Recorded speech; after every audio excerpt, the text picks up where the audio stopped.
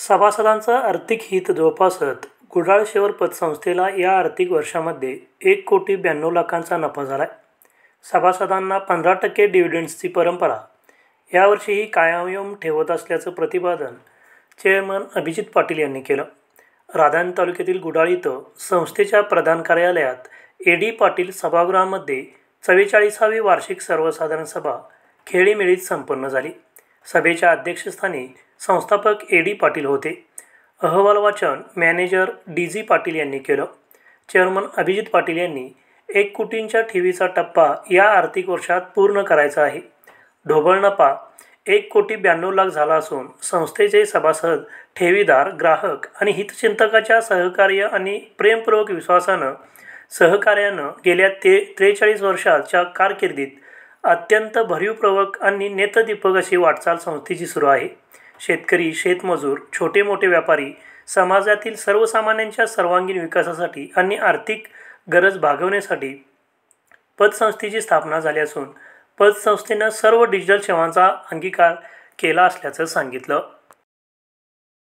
कामकाज या ठिकाणी चालू आहे. हे कामकाज चालू असताना तुमच्या सर्व लोकांची या ठिकाणी लोकांची सेवा किंवा तुम्ही लोकांनी आमच्या संस्थेबद्दल दाखवलेलं कार्य या ह्याच्यामुळे या ठेवीचा जो उच्चांक आहे माझ्या साधारणतः या वर्षभरामध्ये किंवा एक वर्ष दीड वर्षभरामध्ये की आम्हाला हा 100 कोटीचा ठेवीचा टप्पा गाठायचा आहे. आणि हा 100 कोटीचा ठेवीचा टप्पा गाठायचा जे ध्येय आमचं आहे हे ध्येय जर पूर्ण करायचं असेल तर इथं जे तुम्ही सर्व लोक या ठिकाणी सभासद बंधू आणि भगिनी जमलेले आहेत यांना विनंती आहे की जास्तीत जास्त ठेवी आमच्या या संस्थेमध्ये तुम्ही लोकांनी द्याव्या. आणि जर त्या ठेवी जर या वर्षभरात जर दिल्या तर आपल्या या वर्षभरामध्ये की 100% आम्हाला 100 कोटीच्या ठेवीचा टप्पा पूर्ण करायला कोणत्याही प्रकारची अडचण या ठिकाणी होणार नाही. साखर कारखाना कामगार संघटनेचे राज्याचे सरचिटणीस रावसाहेब पाटील यांनी सहकारामुळे राज्याची आर्थिक प्रगती झाली, परंतु अलीकडं सहकाराला घरघर लागले आहे. अशा काळात माननीय ए.डी. पाटील साहेबांनी गुडाळ पतसंस्थेमध्ये काटेकोर आणि सूक्ष्म नियोजन करत सभासदाभिमुख काम केल्यामुळं ही संस्था नावारूपाला आली आहे. सहकार्यातील सर्व नियम पाळणारी आदर्श संस्था असा विश्वास या संस्थेनं निर्माण केला आहे. आणि म्हणून ही सरकार चळवळीला दृष्ट लागली आणि म्हणून ए.डी. पाटील साहेबांच्या सारखी माणसं आणि काही अजून माणसं आहेत त्यांनी सरकार चळवळ टिकवली.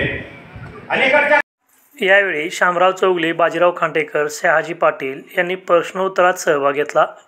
Vice chairman Deepak Charapale, doctor A B. Malvi, ज्येष्ठ संचालक अनंत तेली, बाळासो बर्गे, नामदेव पाटील, बाजीराव पाटील, शुभांगी जाधव, राजश्री पाटील, उत्तम ढेरे, दत्तात्रय पाटील, हिंदुराव पाटील, धनाजी पाटील, कृष्णात ब्रगे, प्रकाश कांबळे यांच्यासह संचालक, सभासद, महिला मोठ्या संख्येनं उपस्थित होते.